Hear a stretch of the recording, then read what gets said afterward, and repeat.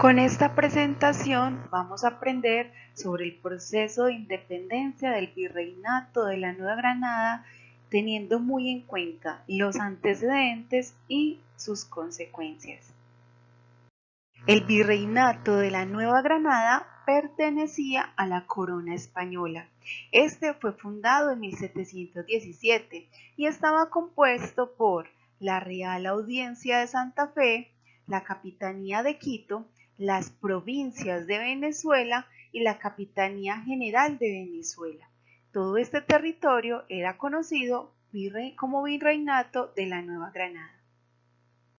El primer antecedente que dio inicio al proceso de independencia se llamó la revuelta o revolución de los comuneros. Esta revuelta se realiza gracias a unas reformas borbónicas y lo que pasó fue que en España el rey Borbón quería volver a restablecer la economía de la corona española en ese continente y para ello tuvo varias ideas, entre ellas aumentar los impuestos a las colonias españolas, es decir, al territorio que estaba en América. Los comuneros se mostraron en desacuerdo con estos impuestos y hicieron una manifestación, la cual no terminó de la mejor manera, porque aunque muchos criollos, entendiendo por criollos, hijos de mamá española y papá español, pero que vivían en América y tenían grandes territorios, con algunos mestizos, que es la mezcla de blancos y negros, y también algunos indígenas hicieron protesta por estos impuestos. Pero esto, como lo dije, no tuvo buen término, porque aunque les dijeron que sí les iban a aceptar sus capitulaciones, es decir, sus propuestas, al final decidieron no hacerlo. Con ello, trajo la muerte de José Antonio Galán, el cual fue a preguntar por qué no le habían cumplido sus propuestas, y lo que hicieron fue fusilarlo y cada parte de su cuerpo quedó en un parque de los diferentes pueblos de la ciudad. Con el antecedente de los comuneros, por mucho tiempo no se volvieron a presentar manifestaciones, pero hubo unas causas internas que seguían haciendo eco en los pobladores de América. Entre ellas era la exclusión de los criollos, recordemos, hijos de mamá y papá español, pero que nacieron en este continente. Ellos tenían conocimiento, pues habían ido a Europa a estudiar sus carreras y luego regresaban. También eran grandes asentados, es decir, dueños de bastante territorio, pero no podían tener poder político por el hecho de haber nacido en América. Ellos reclamaban poder participar en el gobierno del virreinato, pero no les dejaban por su condición de criollo.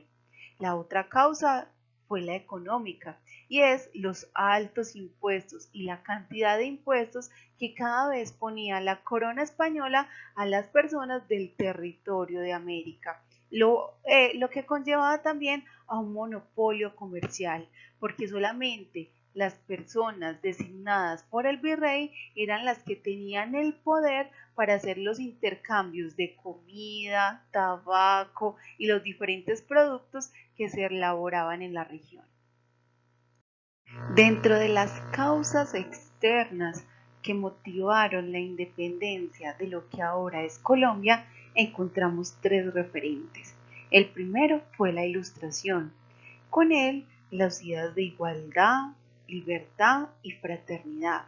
En la Ilustración, con sus pensadores, se daba juicio a la razón y a los argumentos a la hora de tomar decisiones. Ese pensamiento fue utilizado en la Revolución Francesa en 1789, cuando hubo un cambio de la monarquía por la República. Luego, la Revolución de Independencia de los Estados Unidos. Esta fue el 4 de julio de 1776, donde ellos ya decían que no deberían pertenecer a ningún reinado, sino que debían tener un autogobierno. Posteriormente, también Napoleón tiene que ver con estas causas, porque cuando él invade a España y pone a su hermano mayor, José Bonaparte, a administrar este territorio, el reinado pierde credibilidad en las tierras que habían en América, es decir, para lo que estamos viendo en el virreinato de la Nueva Granada. Y los criollos ven esta como la oportunidad de independizarse de la corona española. Ahora vamos a hablar de los hechos. El 20 de julio de 1810 es la fecha que se conmemora como el grito de independencia, es decir, hace 210 años fue cuando en una plaza un viernes, día de mercado, los criollos hicieron la propuesta para hacer la liberación de la corona española. Luego del grito de independencia, los criollos toman el poder, pero no se ponen de acuerdo en la forma de administrar el territorio. Unos consideran que es importante el centralismo, mientras que otros consideran el federalismo. El centralismo consiste en que el gobierno tiene un lugar central, una capital, y allí se toman las decisiones administrativas, económicas para los diferentes lugares del territorio, mientras el federalismo habla de un lugar donde los diferentes estados son independientes para tomar decisiones frente a las situaciones económicas y políticas. La corona española estaba en desacuerdo con el proceso de independencia que se estaba gestando en América con la Nueva Granada.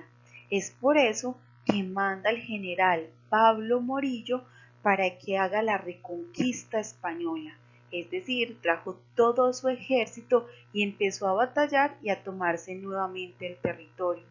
Pero en 1819, gracias a las batallas lideradas entre ellas por Simón Bolívar, se logra ganar y con ello se define nuestro proceso de independencia.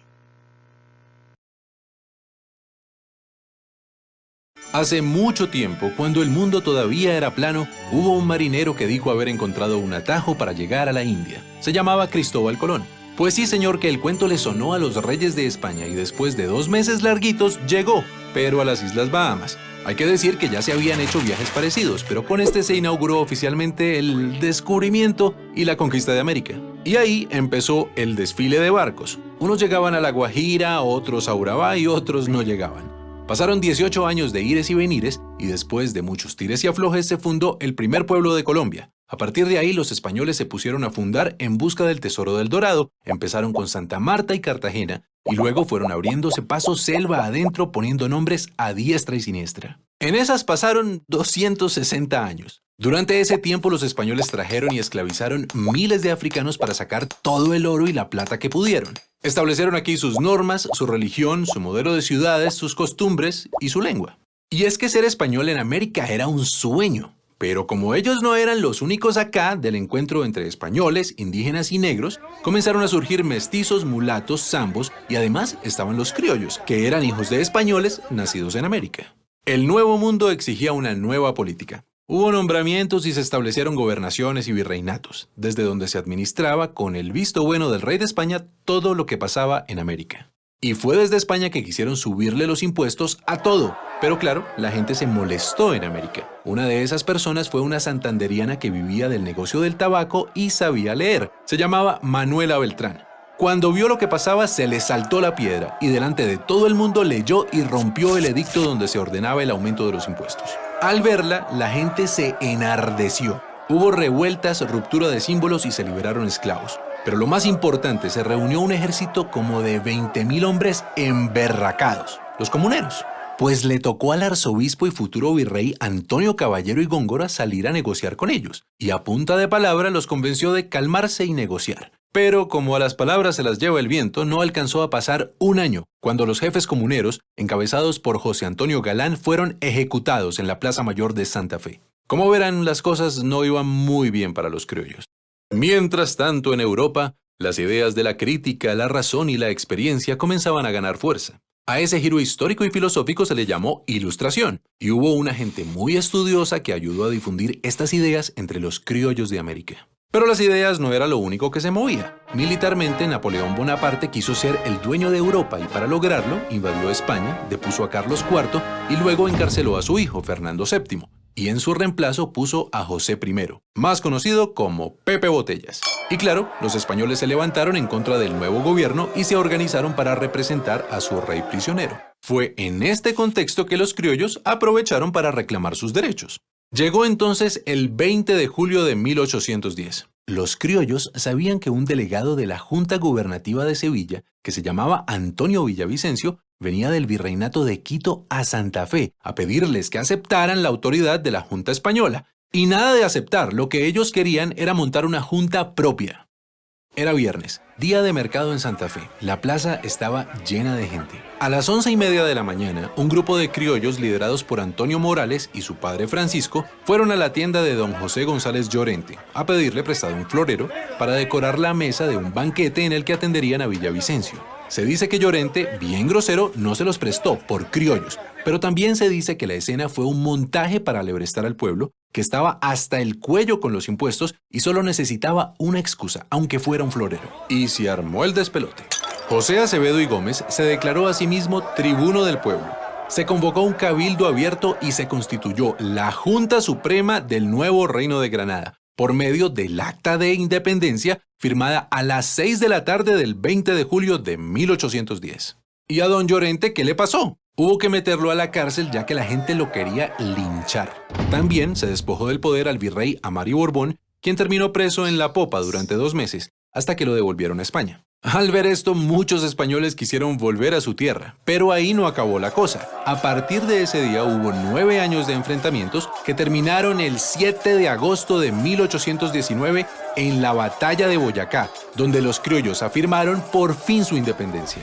Celebremos con flores el 20 de julio, la independencia de Colombia, para recordar a quienes se atrevieron a soñar con la libertad y lucharon por alcanzarla.